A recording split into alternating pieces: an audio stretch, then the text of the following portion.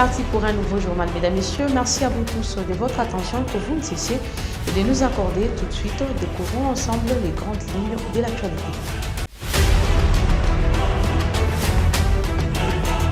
Mesdames, Messieurs, à la une de cette session d'information, un séjour en République démocratique du Congo, le président français Emmanuel Macron était face à la presse ensemble avec son homologue congolais Félix Antoine Tshisekedi Tshilombo à Kinshasa ce samedi 4 mars 2023 pour aborder différentes questions liées à la situation sécuritaire à l'est du pays. Vous aurez les détails au cours de cette édition du journal et puis vous allez suivre également célébration à l'échelle mondiale ce samedi 4 mars 2023 de la journée mondiale de lutte contre l'exploitation sexuelle. Cette journée a été instituée en 2009 par le groupe international de la parole des femmes. C'est tout pour les sommaires. À présent, voici votre journal.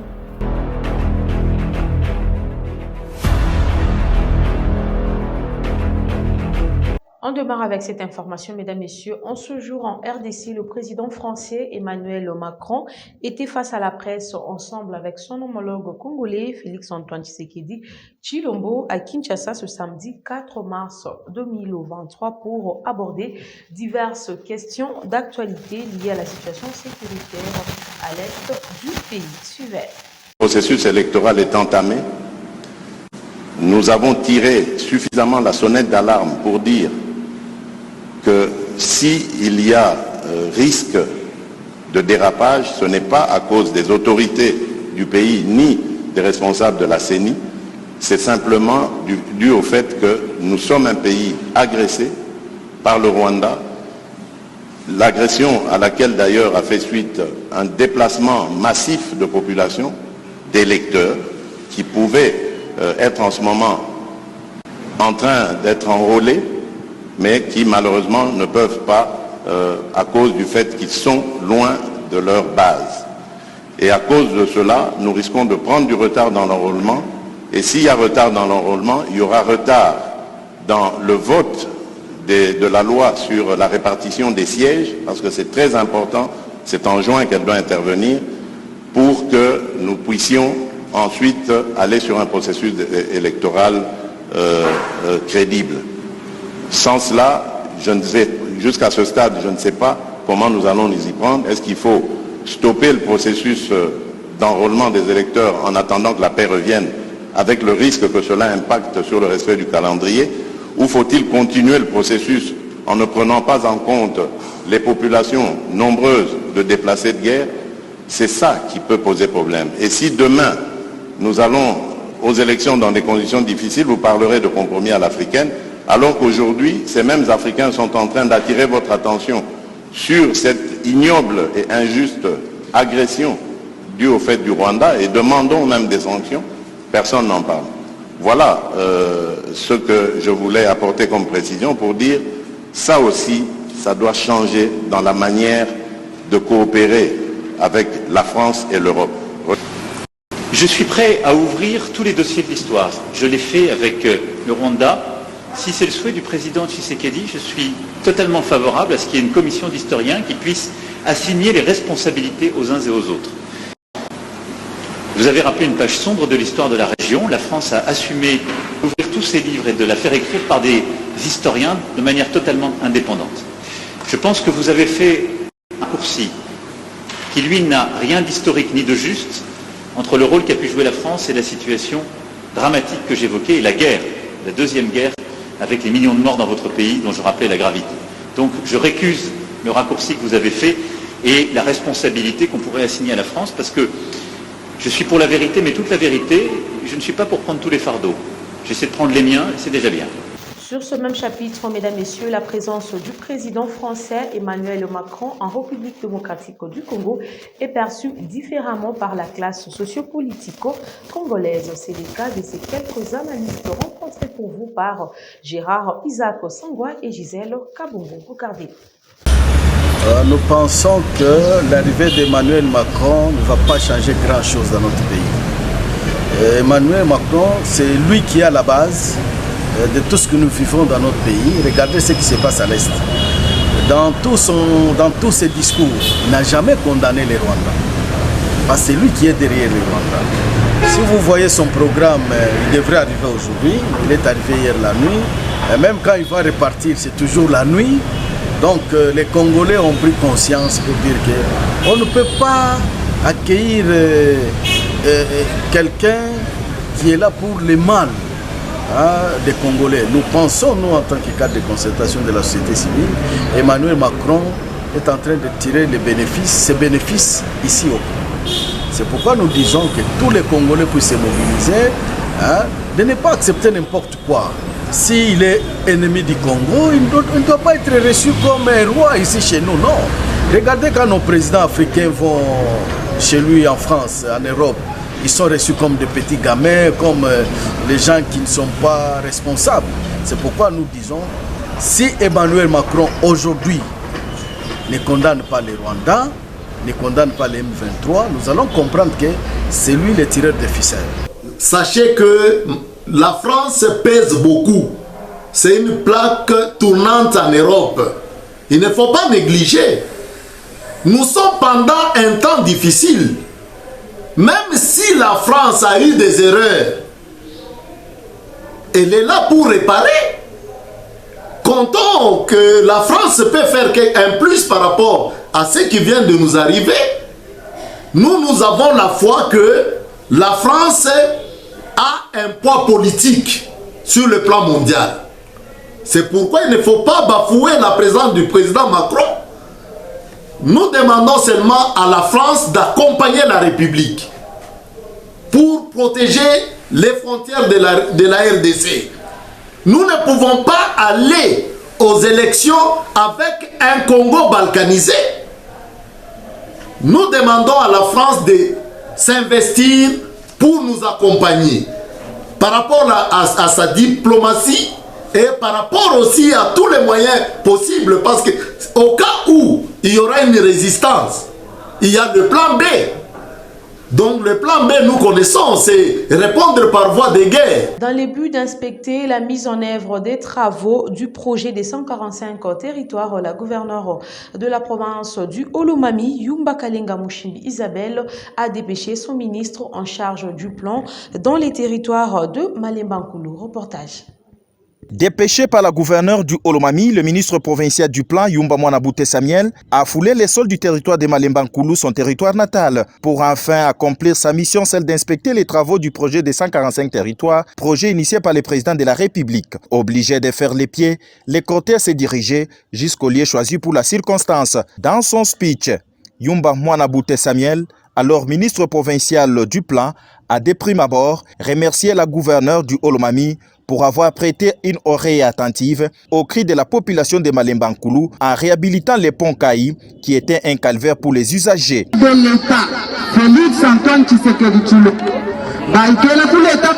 Le chef de l'État, Félix Antoine Tshisekedi Tshilombo, a initié le développement à la base.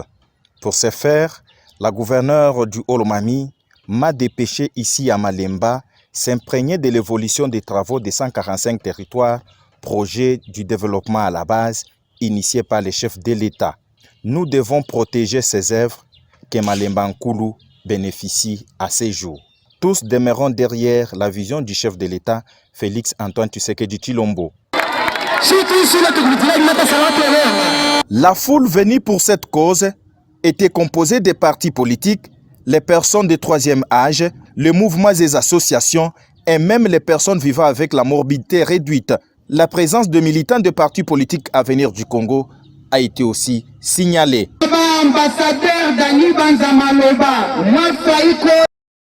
Un avion de la compagnie angolaise SJL Aeronautica en provenance de Kinshasa a raté son atterrissage à quelques mètres de la piste de l'aéroport de la Luano à Lubumbashi dans la province du Haut-Katanga. Aucune perte en vie humaine sur les 39 passagers à bord. Plus de précision dans cet élément.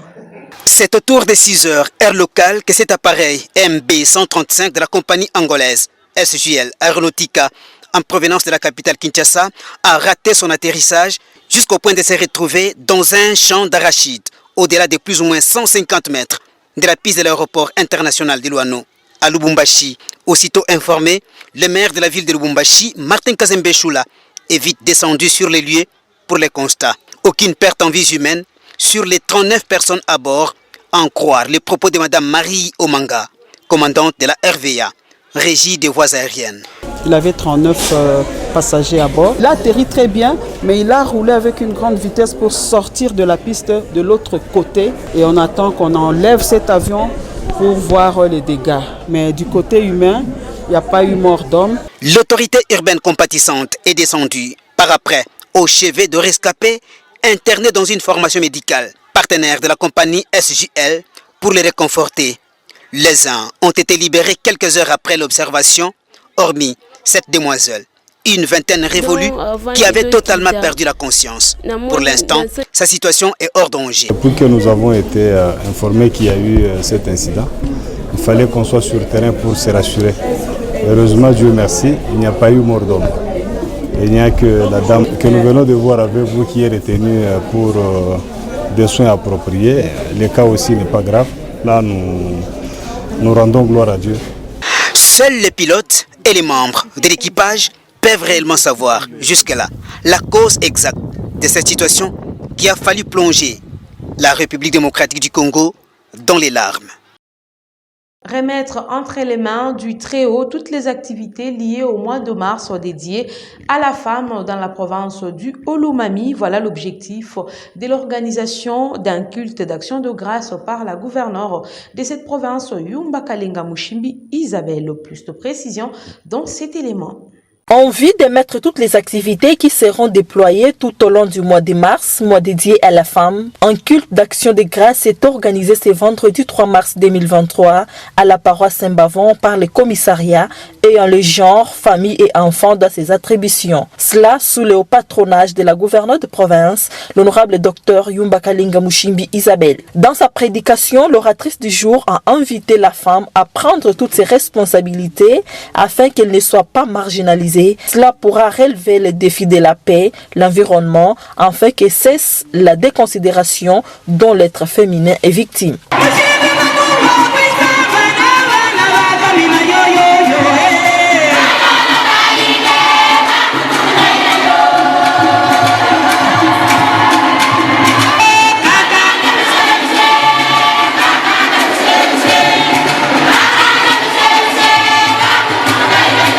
Dans son mot, le chef de division genre, famille et enfants, Béatrice Koumouimba a aussi exhorté ses pairs à se mobiliser pour la réussite de toutes les activités prévues pour ce mois de mars. Occasion faisant, les larrons, Isabelle Kalenga, gouverneure de province, a sensibilisé les femmes à se faire enrôler massivement.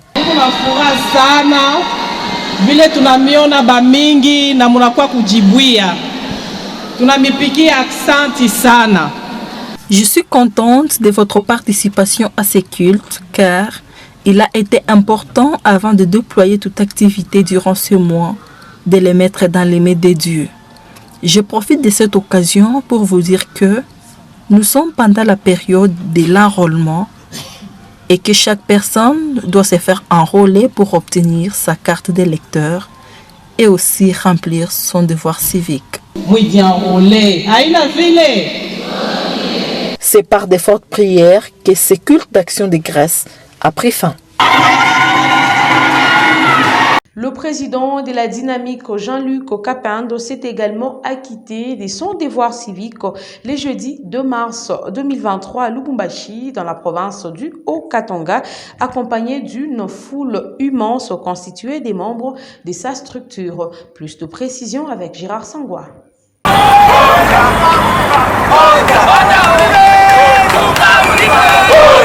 Deux femmes, jeunes et vieilles avec tambour battant, ont accompagné jeudi 2 mars 2023 l'honorable Jean-Luc Kapendo pour qu'il accomplisse son devoir civique, celui de s'enrôler. C'est le centre d'enrôlement de l'école Kitendo de la cité Jekamine à Lubumbashi dans la province du Haut-Katanga qui a accueilli l'un de ses fils, le président de la dynamique, Jean-Luc Kapendo. Étant dans la salle, toutes les formalités remplies, l'homme du peuple Jean-Luc Kapendo a obtenu sa carte d'électeur. Voilà, nous venons de remplir ce devoir civique qui est aussi un droit, tout en répondant à l'appel des autorités, à l'appel de son Excellence Monsieur le Gouverneur de province Jacques Kaboula, qui a demandé à ce que nous puissions nous enrôler. Ce que nous faisons aujourd'hui ce n'est pas seulement pour un seul jour, le jour de l'élection. Cette carte nous permettra beaucoup plus de choses, des transactions, des documents, c'est une pièce d'identité. Donc pour nous, c'est de manière pédagogique.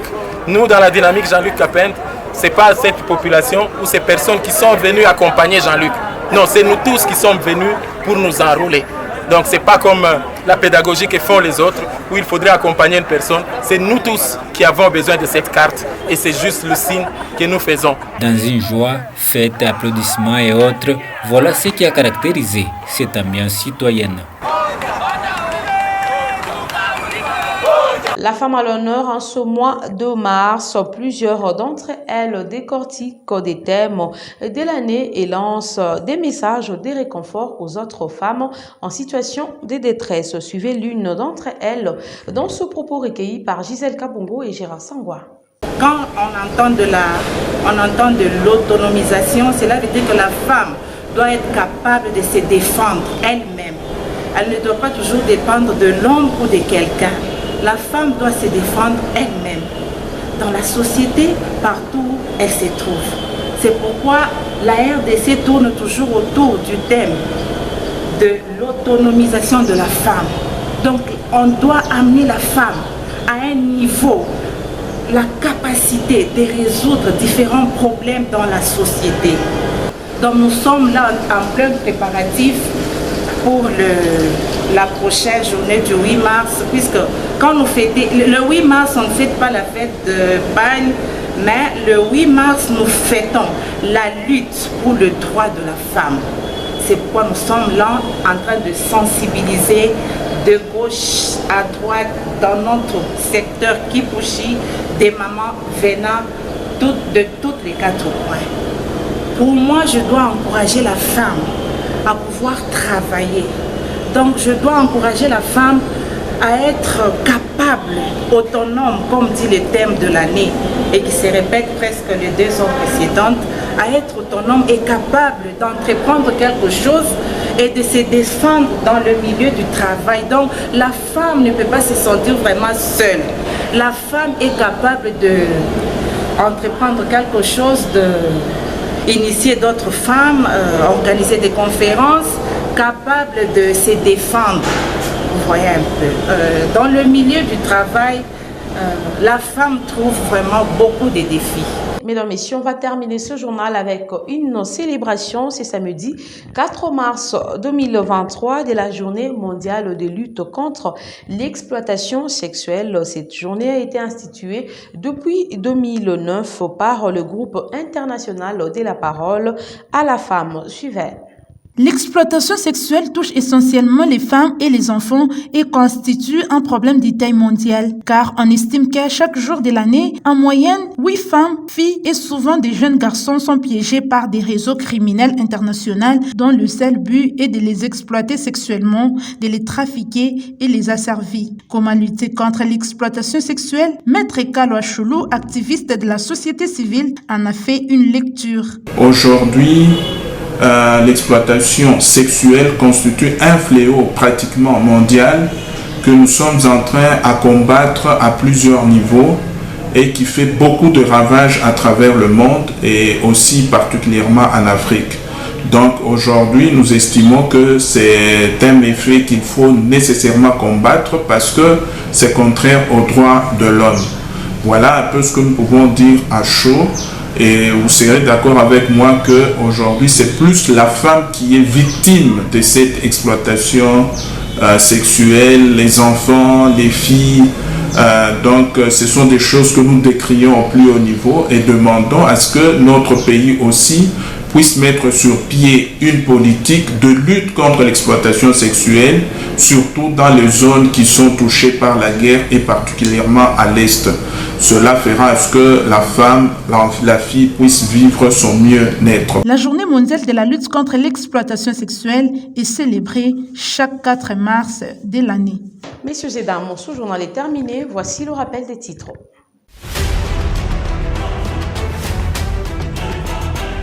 Au cours de cette session d'information, mesdames, messieurs, vous avez suivi les présidents français Emmanuel Macron était face à la presse ensemble avec son homologue congolais Félix Antoine Tshisekedi Tshilombo à Kinshasa ce samedi 4 mars 2023 pour aborder différentes questions liées à la situation sécuritaire à l'est du pays. Et puis vous avez suivi également au cours de cette édition du journal célébration de la journée mondiale de lutte contre l'exploitation sexuelle. Cette journée a été instituée en 2009 par le groupe international de la parole des femmes.